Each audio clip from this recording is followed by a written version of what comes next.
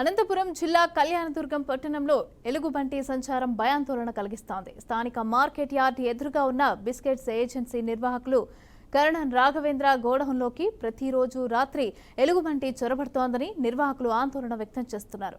గోడౌన్లో ఉన్న బిస్కెట్లను తినడానికి రోజు ఎలుగుబంటి వస్తోందని, ఎలుగుబంటి సంచారం దృశ్యాలు సీసీ కెమెరాలో నిక్షిప్తం అవ్వడంతో ఫారెస్ట్ అధికారులకు సమాచారం అందించారు. ఇక చుట్టూ జనావాసాలు ఉన్నా చీకటి పడితే చాలు ఎలుగుబంటి బెడద ఎక్కువైందని, మంగళ కాలనీ అలాగే పూర్ణానంద ఆశ్రమం పరిసరాల్లో అనునిత్యం ఎలుగుబంటి సంచరిస్తోందని స్థానికులు తెలిపారు.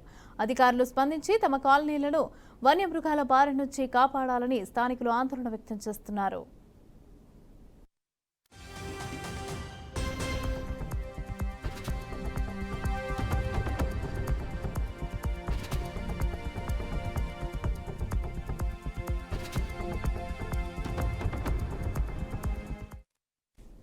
రెడ్డిగా ఇదే అంశానికి సంబంధించి పూర్తి డీటెయిల్స్ మా ప్రతినిధి విజయ్ అందిస్తారు. విజయ్, మమత, కళ్యాణదుర్గం పట్టణంలో కర్ణం రాఘవేంద్ర బిస్కెట్ ఫ్యాక్టరీలో రోజు రోజుకి ఎలుగుబంటి హల్చల్ చేస్తుంది. అంటే గత 2 రోజుల క్రితం హల్చల్ చేసి గోడౌన్ లో పర్యటించి బిస్కెట్లు ప్యాకెట్లు తిన్న సంఘటన 2 రోజులు మరోసారి ఈ రోజు ఎలుగుబంటి అయితే కళ్యాణదుర్గం బిస్కెట్ ఫ్యాక్టరీలో హల్చల్ చేసింది. అయితే ఈ విషయం పైన ఫారెస్ట్ అధికారులకు ఎన్నిసార్లు విన్నపించుకున్నా కానీ కనీసం ఫారెస్ట్ అధికారులు స్పందించిన పాపన అయితే పోలేదు. అయితే గత 2 రోజుల క్రితం ఇదే ఎలుగుబంటి వచ్చి బిస్కెట్ ప్యాకెట్లను దాదాపు ధ్వంసం చేసి బిస్కెట్ ప్యాకెట్లు తినేసిన సంఘటనలు అయితే చోటు చేసుకుంది. అయితే కళ్యాణదుర్గం నడిబొడ్డులో ఉన్న ఒక బిస్కెట్ ఫ్యాక్టరీలోకి ఎలుగుబంటి రోజు హల్చల్ చేస్తుండడంతో పరిసర ప్రాంతాల ప్రజలైతే భయాందోళనకు గురవుతున్నారు. అయితే కళ్యాణదుర్గం పరిసర ప్రాంతాల్లో అటవీ ప్రాంతము కొండలు ఎక్కువగా ఉండటం వల్ల వన్య మృగాల టౌన్ అంటే కళ్యాణదుర్గం లేకి సంచరించడం పరిపాటిగా మారింది. ఇప్పటికే చిరుత పులులు సైతం కళ్యాణదుర్గం